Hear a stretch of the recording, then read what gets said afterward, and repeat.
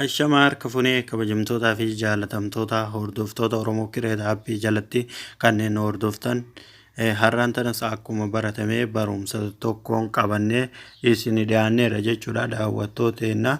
Barumsi har'a appilikeeshinii tokko malee akkaataa suuraa keenya dudduuba isaa jijjiirannu jechuudha. Dudduuba isaa yookiin baagiraawundii isaa riimooppii irraa goonuun kan isin garsiifnu ta'a jechuudha. Osoo gam barumsa keenyaatitti hin dabarin jechuudha.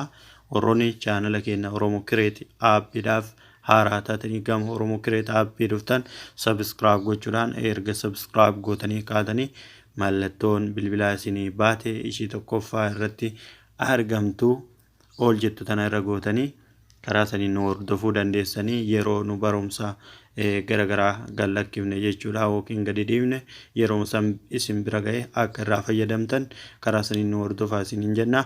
Warroonni nu jala argamtan laayik gochuudhaan nu jajjabeessaa, sheer gochuudhaan hiriyoota keessanii dabarsaa isiniin jenna.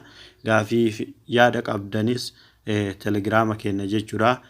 Viidiyoo argitan kana jechuudha. Viidiyoo isa kana jala diskiripshinii liinkii isiniif kenneera kan telegiraama keenyaa jechuudha. Har'aan tanas akkuma baratamee barumsa tokkoon qabannee isinii dhiyaanneera jechuudha. Qastii tana irratti kilikni gootan jechuudha. Guruppii Oromoo gama telegiraamaatiin nu hordofuu dandeessanii warroonni sabiskiraayibii garagaraa argachuu barbaadanis guruppii kana keessa seenuudhaan sabiskiraayibii argachuu dandeessan jechuudha. Kan biraa guruppiin barumsa garagaraa garanaanis argachuu dandeessanii gaafis yoo qabaattan gamanaan nu gaafachuu dandeessan jechuudha daawwattooteen. Liinkii weebsaayitii kunoo jala isiniif kenneera jechuudha. Kan suuraa keenya baagiraawundii duubaa riimooppii irraa nuuf godhu jechuudha. Liinkii weebsaayitii suuraa baagiraawundii riimooppii godhu kana kan jedhu kanarra dhukaastan jechuudha liinkii kana irratti.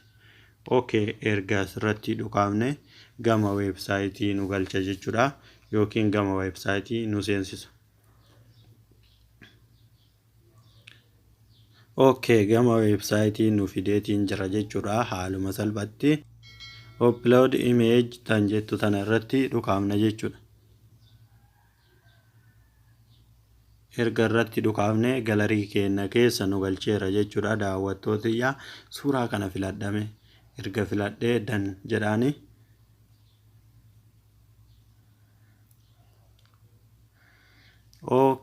yeroo gabaabduu sakandii gabaabduu keessatti haala argitaniin daawwattootiyyaa orijinaalii jechuudha. Isa kana edit iddoo jettu tana irratti kilik ni gootan jechuudha. Erga kilik gootanii haala kanaan bifa barbaadan irra kaa'achuu dandeessan jechuudha.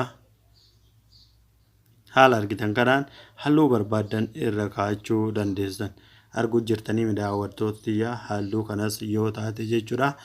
Haala barbaadaniin akkanattiin irra dhukaasuudhaan kan barbaadan haala kanaan duuba gootanii baagiraawundii keessan jijjiiruu dandeessan jechuudha.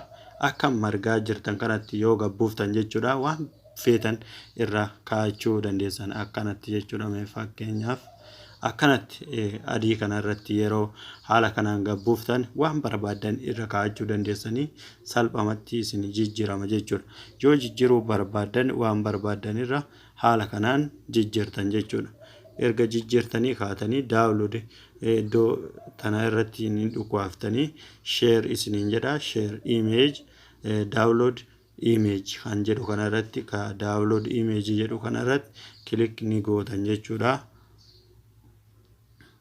Haala kanaan isinii bu'eetiin jira jechuudha. Galarii keessan keessatti waan barbaadan irra godhattan jechuudha. Yoo barbaadan galarii keessan keessa jechuudha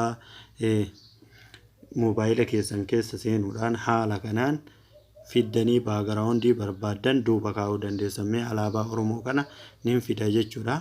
Haala argitan kanaan alaabaa Oromoo duuba kaa'eetiin jira jechuudha. Baagiraawundii kana jijjiireetiin jira jechuudha. Select photo tan jettu tana irratti ni dhukaaftanii achiin booda iskiriina keessan irra kan jiru footoo ni filattan jechuudha. Background keessan duuba isiniif jijjiireera jechuudha. Haala kanaan akka isinii galu abdii qabna jechuudha. Kan biraas yoo barbaadan jechuudha. Haala kanaan jijjiiruu dandeessanii yoo gabbuufachuu dandeessan xiyya kana irratti ni dhukaastan jechuudha.